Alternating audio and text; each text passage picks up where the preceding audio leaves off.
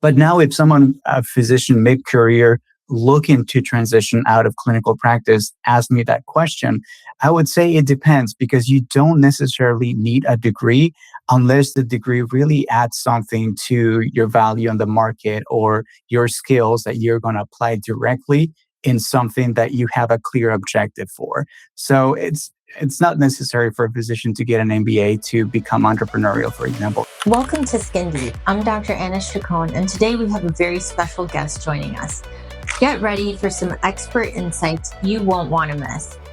Samuel, if you can please introduce yourself to the audience and talk a little bit about yourself, your business, where you're from, how you got to where you are. It's a pleasure to be here, Anna. Thanks for the invitation.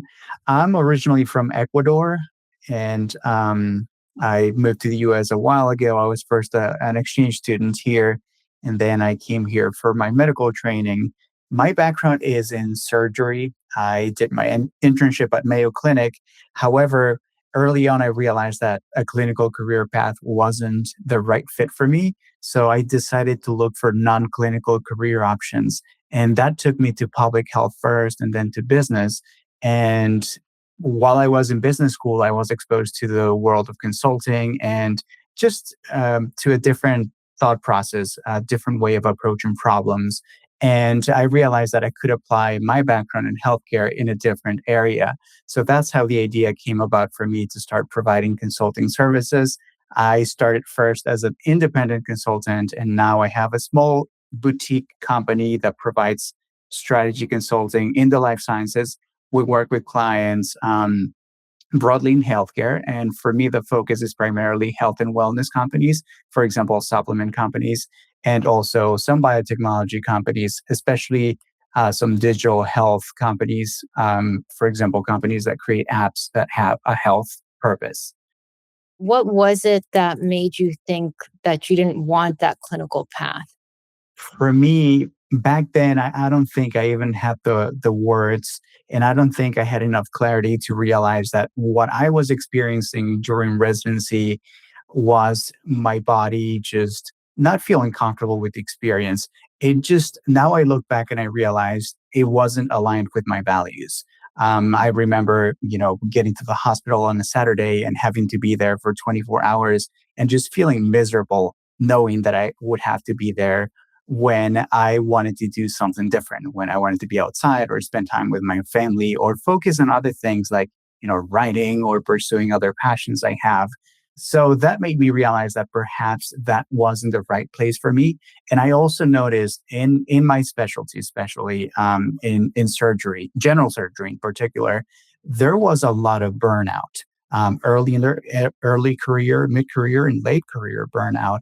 And I just didn't want that to be me. I think I'm lucky that I realized early enough that perhaps a transition to something that's more aligned with who I am would give me greater satisfaction.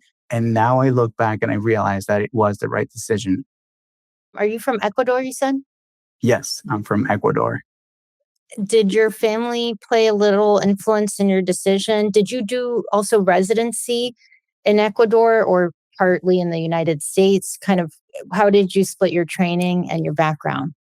Yeah, so yeah, my family, is in Ecuador still, and maintain a strong connection to my country. That's when people ask me where I'm from, I'm a U.S. citizen now, but I always say I'm from Ecuador. My father's a physician, and he was a big influence for me to go into medicine in the first place. And I did medical school in Ecuador, but I came to the US for residency. And then I also did some graduate education in public health and then in business. I also did a fellowship at Johns Hopkins before venturing out of academic medicine and into the consulting field. Had your dad done consulting too, or just curious, what kind of physician was he? Because my dad is also a physician, but he had actually never done a virtual visit or telehealth, unlike me. Yeah, no, same with my dad. He's actually in primary care. He's a primary care doctor, but he's also dabbled in things like naturopathy and homeopathy. He has an interest in complementary health practices. And I was actually exposed very deeply to that growing up because that's what we used at home, in fact. And no, he's never done anything like consulting. He had a very traditional practice. He had a private practice. In fact, his entire career was in private practice, and he saw patients in the office and very traditional doctor-patient relationship in primary care. How did you come up with the name Juniper Life Sciences? I was in San Diego, California at the time, and of course, the juniper tree is present there, but the inspiration was actually it actually came from one of the bishops that founded the first California mission, which was San Diego de Alcalá, and his name was Junipero Serra. So Junipero Serra in English. So Yeah. the inspiration for the name actually comes from that's the origins of San Diego. And I was there when I started the company. And that was actually the influence for it. But later, it was also good to have juniper in the name because of the resilience of the juniper tree. So it turned into a nice logo, and also it fits well into a life sciences company. Public health and business administration. How did you pursue those? Were they worth it? There are a lot of doctors that get these degrees. They're very expensive at times. What did you learn per se? And do you have any regrets, or were they very helpful in what you do day to day? Yeah, I know more doctors are pursuing degrees like MBAs. That's becoming more common. And here's my take on it. For me, each trajectory is unique. For me, the way I did it, sort of not knowing where I wanted to go after clinical medicine, I had no clue. And I think the transition for a lot of physicians is daunting, even when they're dissatisfied in the medical profession, because it's unclear what the path might look like when you go outside of the clinical arena. For me, it was both uncertainty about what I wanted to do, but also curiosity about both public health and business. And in fact, I knew I wanted perhaps to try public health as a way to transition out of clinical medicine, but business was almost by chance. In the process of researching schools to do my public health degree, I realized that some of them offer dual degrees with, for example, Masters of Business Administration or a JD or other degrees. And I thought, well, combining this with business seems like an interesting opportunity and also a very efficient use of my time, getting 2 degrees in half the time, essentially.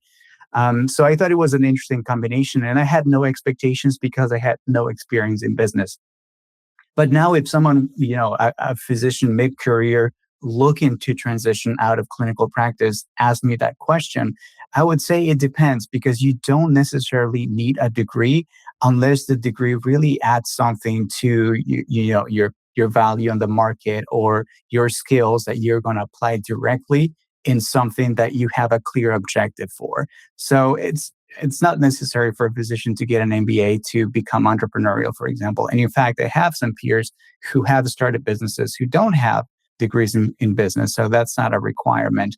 But for some people, it might be an opportunity if they're considering a career, for example, in public health or consulting, because an MBA does make you a good manager and also a better fit for opportunities like traditional consulting and healthcare.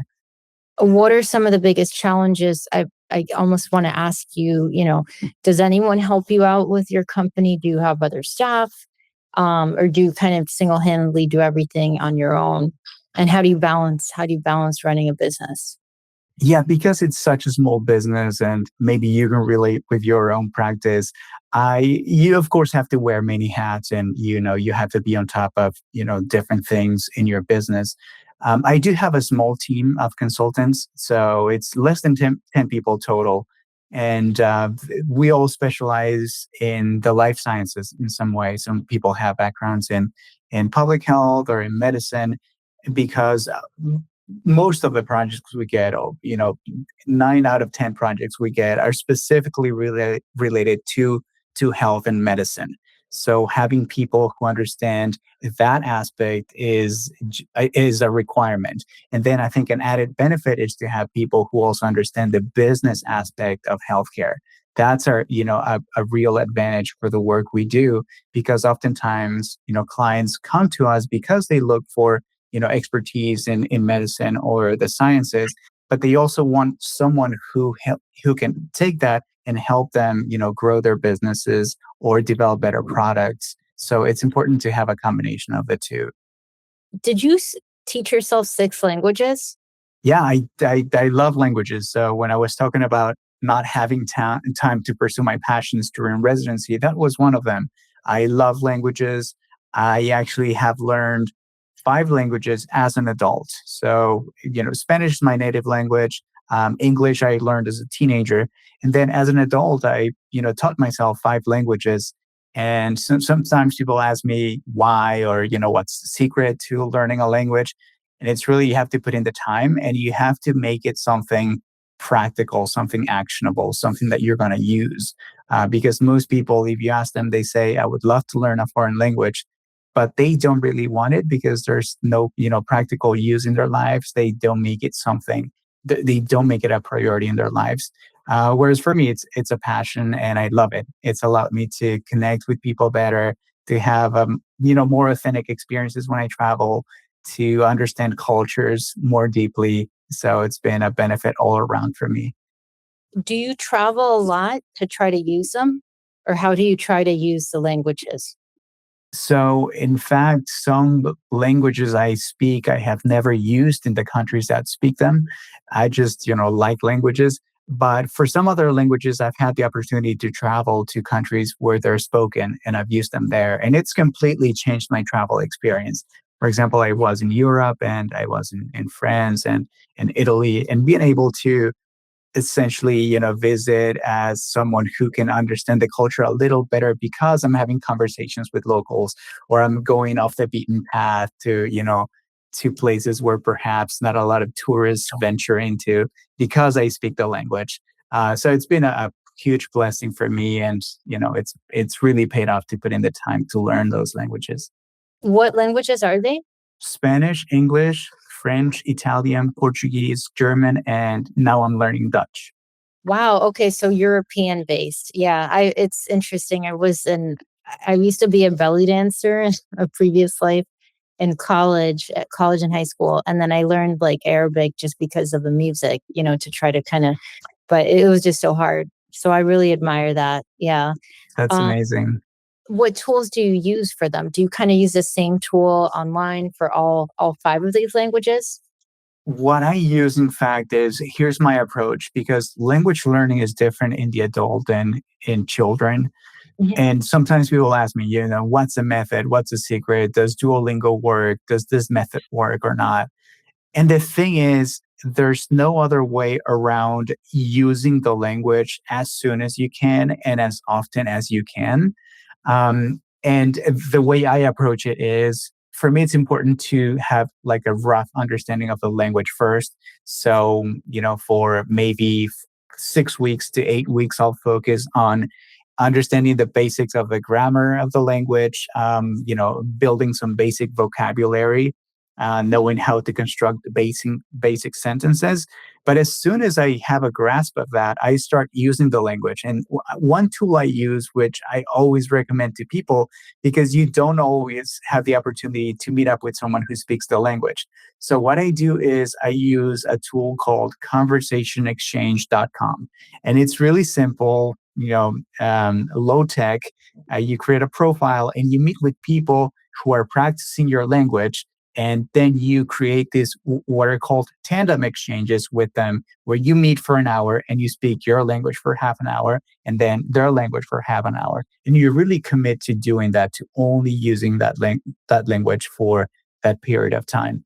And it's really challenging when you're just learning because you feel like a child. You can't express anything, any complex ideas. Your vocabulary is limited. Maybe you say everything in the present tense, but that's exactly how you learn.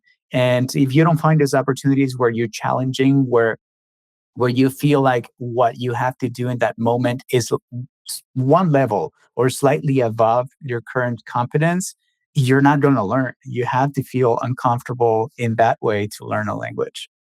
Any resources, books, or mentors that have been particularly influential in your journey as an entrepreneur? I would say people like, you know, Tim Ferriss. I don't know if you know him. He's an author, podcaster. He's actually one of the OG podcasters. And one of his areas of focus is business because, he's an entrepreneur, investor. So he's very much in that world and he's, connected with the who's who in business and investments in the world, really. So he's been a really positive influence for me to understand more about the path of entrepreneurship and how unique it is for everyone, but also motivation to just take action. Because I think sometimes we're paralyzed by the magnitude of it or the complexity of actually carrying out an idea. But I've gotten motivation from people like Tim to just do it, take it one step at a time and execute on your ideas.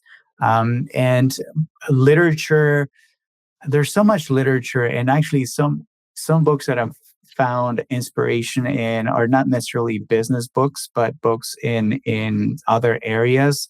I would say, for example, Marcus Aurelius's Meditations, where he discusses Stoic philosophy. It's essentially his journal where he just wrote down his thoughts and ideas and his view of the world at the time. And that has been, big inspiration for me to also pay attention to the important things, be more engaged in the present, enjoy my life more in the moment without, worrying too much about the future. What advice would you give to other physicians, other healthcare professionals considering a transition into entrepreneurship or who feel burnt out from clinical medicine or just exposure or looking for exposure to the business side? You need some time to get that clarity for yourself. So anything that can facilitate that might be the first step towards transitioning to something that you find more fulfilling. And, it might be something different for different people. It might be a different specialty for some who really love medicine and want to stay there. But for other people, it might be something, completely different. It might be entrepreneurship. It might be something like their own business.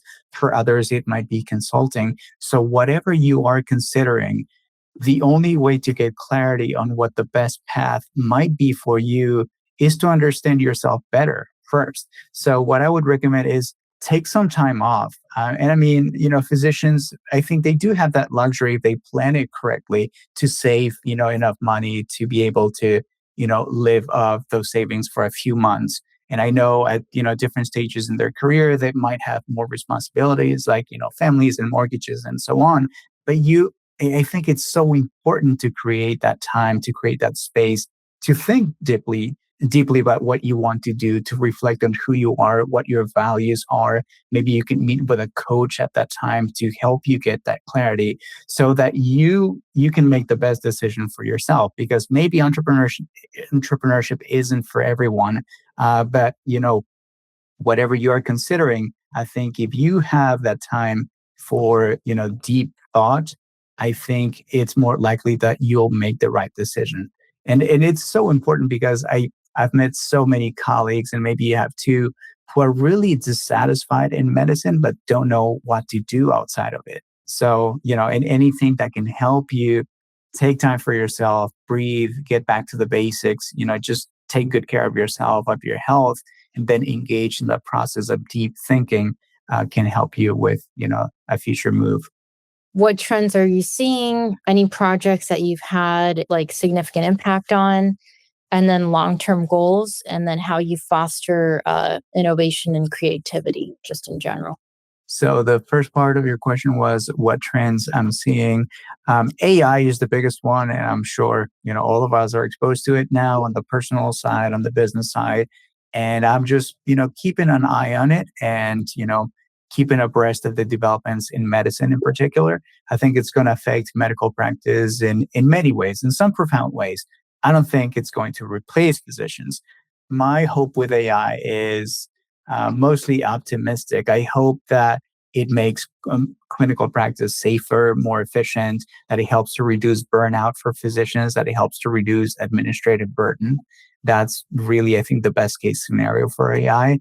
And future plans, future directions. For myself in the future, I think I will want to explore other areas too. Um, in 5 years, for example, I do see myself doing something more creative. For example, I love that you're taking the time to do things like this. And I want to be doing something like this. I don't know if it'll be a podcast or books or, how I can contribute, but I'd love to also put out more of my own creative work into the world as opposed to doing work for hire, which is what I do a lot of now when a company hires me for a specific project. I want to be doing more creative work for sure. And I also have an idea to have something like a holistic healing center in Ecuador, where I'm from, something that integrates not just physical health, but also mental well being and spiritual well being. That's a plan I have. Awesome. Well, thank you so much. Thanks, Samuel. Thanks again, Anna.